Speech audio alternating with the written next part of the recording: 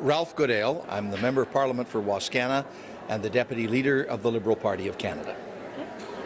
Well, I first encountered the university through a friend many years ago, Blair Stonechild, who was one of the first faculty members, the first faculty member, and I knew Dr. Lloyd Barber very well and followed his vision through all of those years of developing what was to be then the Saskatchewan Indian Federated College. Years later, I became a Member of Parliament, and the college and the University of Regina were based right in the heart of my Wascana constituency.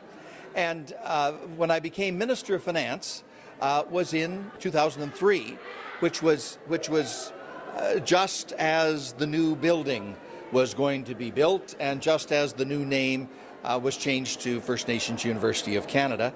And it became my responsibility to find the first financing to build this new building. So we had to put together a budget and work with all sorts of donors and contributors. The province of Saskatchewan was part of it, the private sector was part of it, the Government of Canada was there with $10 million, and that was my job as Minister of Finance to make sure the money was there.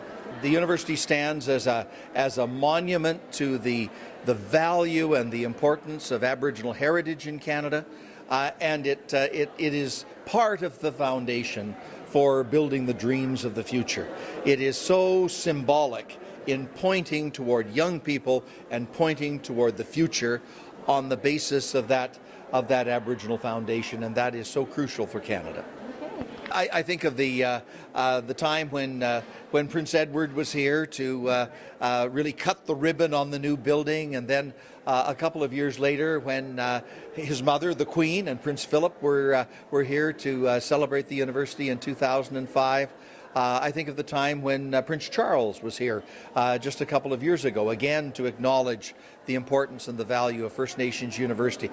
My greatest memory is around the time of the financial crisis in 2010. And there were so many questions being asked, so many doubts being raised, and it was the students of this university who really led the way to the solutions. They stood up, they spoke out, they did such an articulate job, they were so credible, and they really convinced all of the other players, whether in Aboriginal and First Nations communities or in different levels of government, that this institution was important. Obviously, this province has a very large Indigenous population. It's a population that really is part of the key to Saskatchewan's future. It is the fastest growing segment of our population and the youngest segment of our population. So the demographic roots of the First Nations University fit very well in Saskatchewan, building on the dreams of First Nations chiefs and First Nations elders and people from the University of Regina, like Lloyd Barber, that wanted to see this idea succeed. But the university, from its Saskatchewan roots and its Saskatchewan's foundation, has now reached out right across the country. This is a national institution. It's well founded in the province of Saskatchewan, but it has a national future.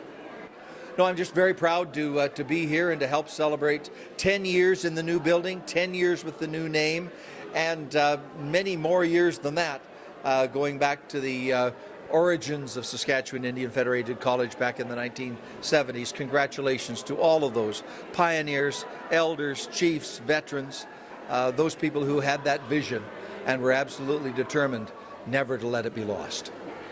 Happy 10th anniversary to First Nations University of Canada and many, many more.